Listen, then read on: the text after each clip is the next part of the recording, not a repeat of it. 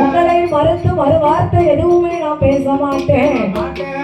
இது எங்க அண்ணனாகிய கோபால கண்ணன் மீது சத்தியம் என்று பார்வதா தேவி அண்ணன் மேலே சத்தியம் செய்து கொடுத்தார். ஆண்டவன் பார்த்தார், என்னதான் இருந்தாலும் பார்வதி கூட பிறந்த அண்ணன் மேலேயே சத்தியம் செஞ்சு கொடுத்திருக்கான். அப்ப இவன் நம்ம கிட்ட எந்த வார்த்தையும் பேச மாட்டான்.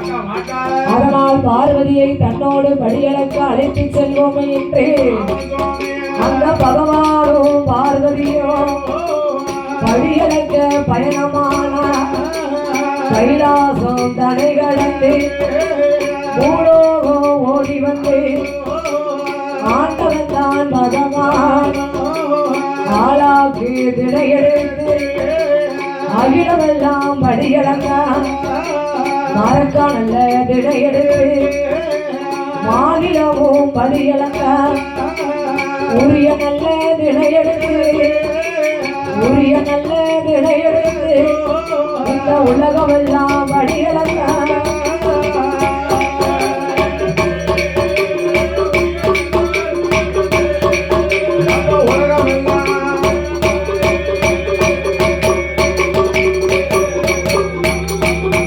அவரும் ஆளாக்கு திடையெடுத்து அகிலமெல்லாம் படியளக்க இருவேர்களும் படியளந்து முடித்தார்கள்.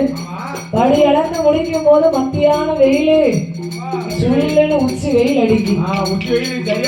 உடனே பார்வதா தேவி பார்த்தா, ஆண்டவா, இதுவரைக்கும் நாம 2 பேர்களும் படியளந்து முடித்தோம். அதனால கொஞ்சம் களைப்பா இருக்கு. இந்த பூலோகத்திலே சற்று இளைப்பாரி களைப்பாரி நாமல் இருக்க வேண்டும். கொஞ்சம் களைப்பாரி முடித்து அதுக்கப்புறம் நம்ம கைலாசம் போவோம் என்று பார்வதா தேவி சொன்ன உடனே இதை யாரு பார்த்தா?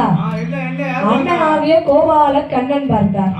என்னதான் இருந்தாலும் இந்த பார்வதி அண்ணன் மேலே சத்தியம் செஞ்சு கொடுத்தால, அப்ப பார்வதி சத்தியத்தை காப்பாத்துதாளா இல்ல சத்தியத்தை மீறுதாளா என்ற தங்கையை பரிசோதிக்க தாமோதரன் என் பெருமாளாகிய கோபால கண்ணன் தங்கையை பரிசோதிக்க அவரே ஒரு ஆலமரமாக தோன்றுகின்றார். ஆலமரமாக தோன்றி நிற்கும் போது அந்த ஆலமரத்தை கண்டால் பார்வதி, ஆண்டவா, வெயிலோ அடிக்கி காலெல்லாம் சுடுது. அதனால அங்க பாருங்க பெரிய ஒரு ஆலமரம். அந்த ஆலமரத்து அடியிலே நாம 2 பேரும் கொஞ்சம் களைப்பாரி இருப்போம். அப்படியே ஆகட்டும் என்று பகவான் பார்வதி 2 பேர்களும் ஆலமரத்தின் அடியிலே களைப்பாரி அமர்ந்தார்கள்.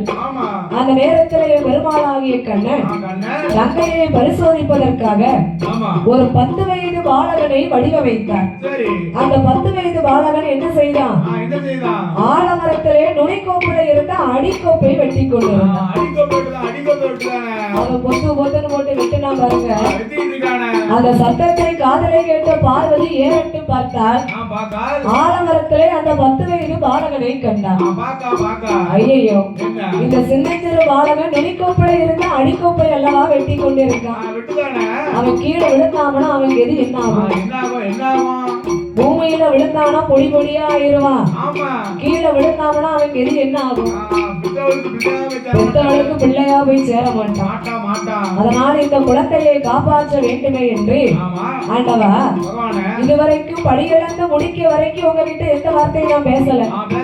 ஆனால் இங்க பாருங்க, இந்த ஆலமரத்துல ஒரு 10 வயது பாலகன் நுனிக்கோப்பையில இருந்த அடிக்கோப்பை விட்டுதான். அவன் கீழே விழுந்தாமனா அவன் கெதி என்ன ஆகும்? அந்த பாலகனை இப்போதே நீங்கள் காப்பாற்ற வேண்டும் ஆண்டவா.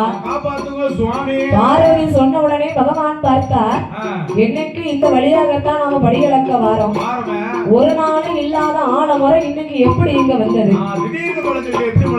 என்ற ஆண்டவன் ஞானத்தால் அறிந்து பார்த்தார் பாருங்க. தங்கையை பரிசோதிக்கத்தான் தாமோதரன் இப்படி ஒரு அவதாரம் எடுத்தார். இது கண்ணனுடைய வேலை என்று கடவுள் தெரிந்து கொண்டார். ஆனா பார்வதிக்கு அது தெரியல. பார்வதி கிட்டையும் பகவான் சொல்லவும் இல்லை. ஏ பார்வதி, அந்த 10 வயது பாலகனை காப்பாற்ற என்னால் முடியாது. அவனுக்கு விதி முடிந்து விட்டது பார்வதி. பிரம்மன் எழுதின விதியை மாற்றி எழுத யாராலும் முடியாது என்ற ஆண்டவனாகிய சிவபெருமான் சொன்ன உடனே கோபம் கொண்ட பார்வதா தேவி, ஆண்டவா, இந்த 10 வயது பாலகனை இப்போது நீங்கள் காப்பாற்றாமல் போனீர்களே, ஆனால் சுவாமி ஆண்டவனே பகவானே ஆண்டவனே பகவானே இந்த நல்ல குழந்தையத்தான் காப்பாற்ற வேணும் ஐயா காப்பாற்றாமல் போகிறான் உங்கள் தேவி பார்வதியா பாத பூஜை முடிக்க மாட்டேன் பணிவேடைகள் செய்ய மாட்டேன் கடவுள் என்று சொல்ல மாட்டேன் கையெடுத்து வணங்க மாட்டேன் பொங்கி போரிக்க மாட்டேன் பொங்கி போரிக்க மாட்டேன் பூமான் என்று சொல்ல மாட்டேன்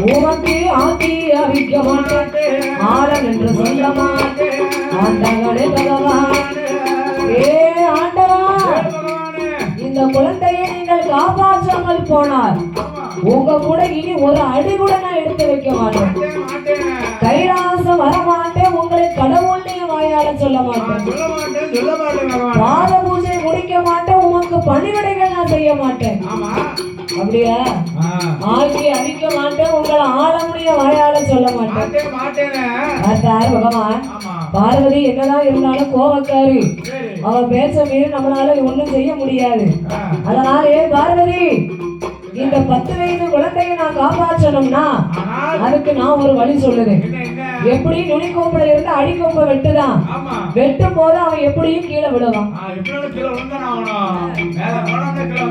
கீழே விழும் போது அம்மான்னு சொன்னா நீ போய் காப்பாத்து அப்பான்னு சொன்னா நான் போய் காப்பாத்துவேன் ஆண்டவன் சொல்லிக்கிட்டு தான் இருக்காரு ஆந்திரக்காரனுக்கு புத்தி கட்டை என்பார்கள் பகவான் சொல்லிக்கிட்டே இருக்கவங்களே அவனுக்கு கிட்ட நெருக்கிட்டாங்களா நெருக்கலாம் போட்டாலும் செய்வான் உடனே அந்த 10 வயது பாலகன் அப்படியே வெட்டிக்கிட்டே வந்தான் பாருங்க கடைசியில அடிக்கொப்ப ஒரு போடு போட்டான் போடும் போது பொத்தடி கீழே விழுந்தான் கீழே விழும்போது அம்மானு சொன்னானா இல்ல அப்பான்னு தான் சொன்னானா அம்மானு சொல்லல அப்பான்னு சொல்லல நான் செத்தேன்னா கீழே விழுந்தா செத்துட்டான் வாக்கு சனியே போக்கலை என்பதை போல என்னைக்குமே நல்ல வார்த்தை மட்டும்தான் பேசணும் 10 வார்த்தை பேசினாலும் அதுல ஒரு வார்த்தை படிச்சிருப்பாங்க ஏ பார்வதி நீ சொன்னது மாதிரி அந்த குழந்தைய நான் காப்பாத்தணும் தான் நினைச்சேன் அவன் அம்மானு சொல்லல அப்பான்னு சொல்லல நான் செத்தேன்னு விழுந்தா அவன் செத்துட்டான் பார்வதி இனிமேல் அந்த குழந்தையை காப்பாற்ற என்னால் முடியாது என்று சொல்ல உடனே பார்த்தாள் பார்வதி இந்த குழந்தைக்கு பதிலாக நாமல் வேறு யாருக்காவது கண்டிப்பாக குழந்தை வரம் கொடுக்கணும் என்ற ஆகார சொரூபத்தை கொண்டு ஆதிசக்தியாகப்பட்ட பார்வதி அங்க பகவான் பார்வதி எங்கே வருகின்றார்கள் ஆண்டவன் தான் பகவானோ ஆண்டவன் தான் பகவானோ ஆதிசக்தி பார்வதியோ பூலோகம் தனை கடந்து நாகலோகம் வழியாக கைலாசம் வாராரே கைலாசம் வாராரே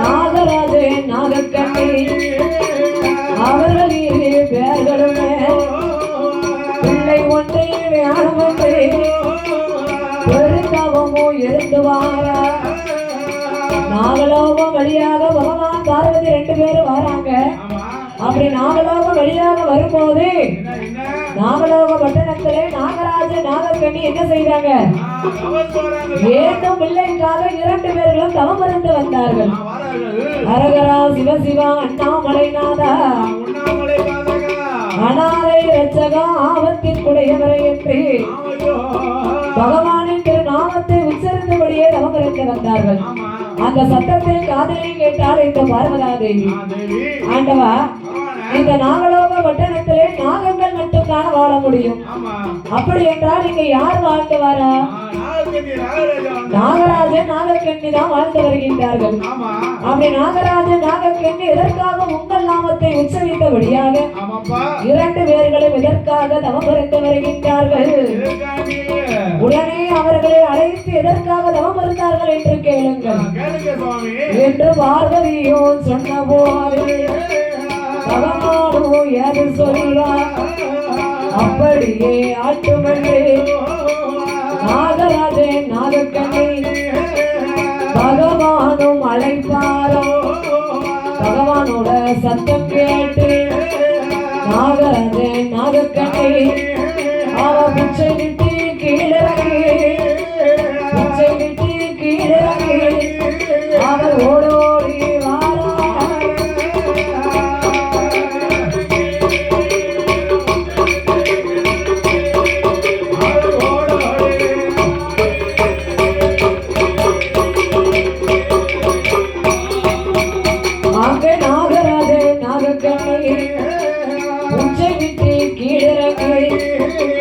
பகவானுக்கு முன்னால் அடிபணிந்து நமஸ்கரித்தார். முக்காலும் வளமே வந்து முடிவடங்கி நமஸ்கரித்தார். 4 தரம் சுத்தி வந்து நாதன் பகவானை அடிபணிந்து 5 தரம் சுத்தி வந்து அரணாரை அடிபணிந்து அரோகர அரணே அரணா நாமோ சொல்லுவார். சிவனே நல்ல சிவனே சிவனே நல்ல சிவனே சிவனாரை அடிபணி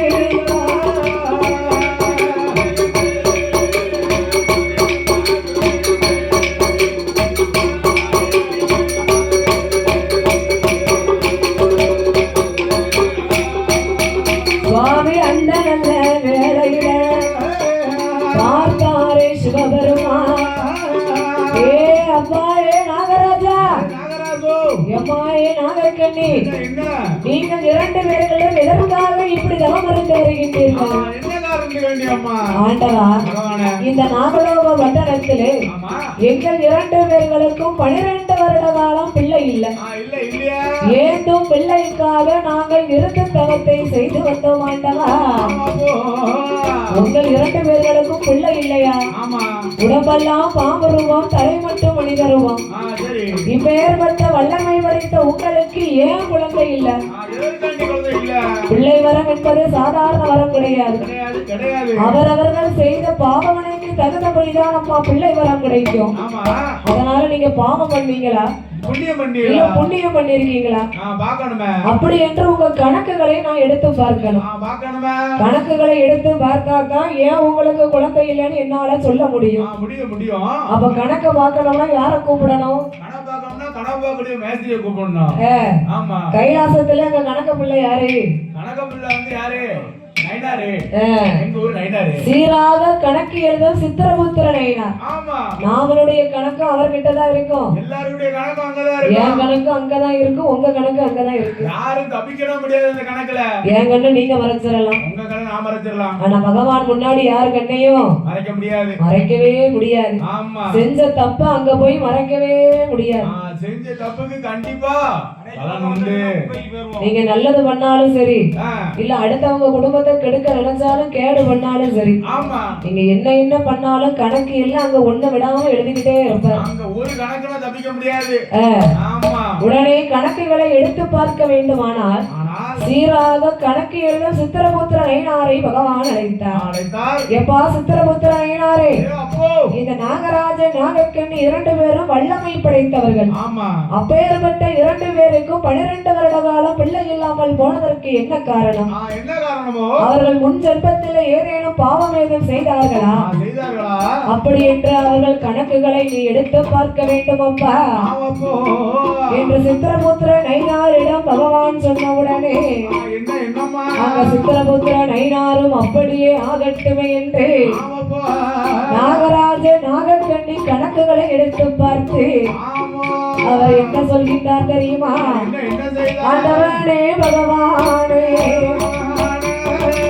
ஆண்டவனே பகவானே நாகராஜ நாகக்கண்ணே நாகராஜ மன்னவந்தா போனதொரு ஜென்மத்தில வேடனாக தான் பிறந்து 8 மாத சூழ்வானே அம்பாளை எய்தினானே மானை கொன்ற தோசத்தாலே மடலை வரம் கிடையாது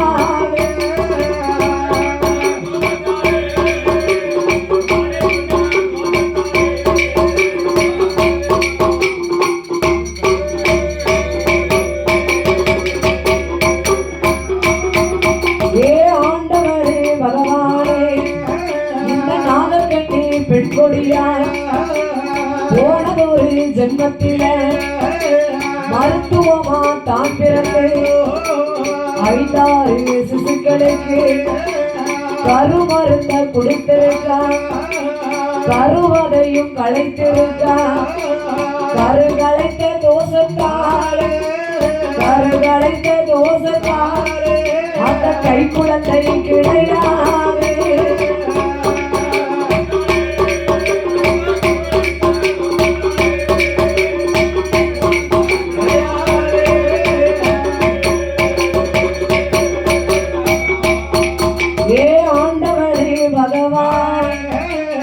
நாகராஜ மன்னவன் போன ஜென்மத்துல வனவேடனாக பிறந்தார். வனவேடனாக பிறந்து 8 மாத சூழ்மானை அம்பாலே எய்தி கொண்டிருக்கின்றார். மான் வயிற்றுக்குள்ள ஒரு மான் குட்டி சிசுவிற்கு பார்த்தாரா? கையிலே இருக்கக்கூடிய அம்பாள் எய்தி மானை கொண்டிருக்கின்றார். மானை கொன்ற தோஷத்தால் மதலை வரம் கிடையாது. நாகக்கண்ணியாவது பாவம் பண்ணாம இருக்காளா?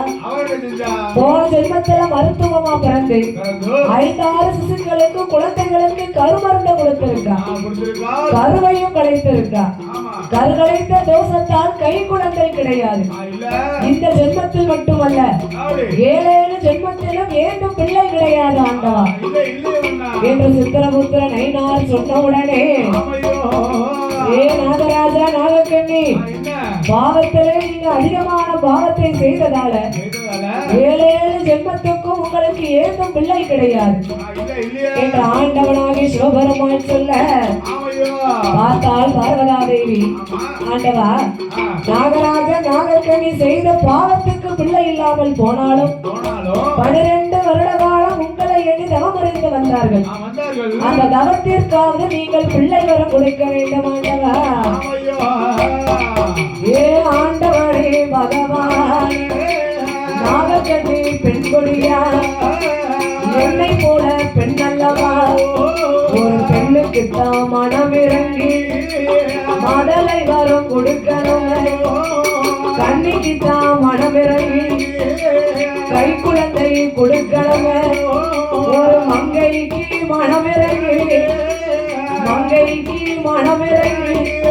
நீங்கள் மதலை வரம் கொடு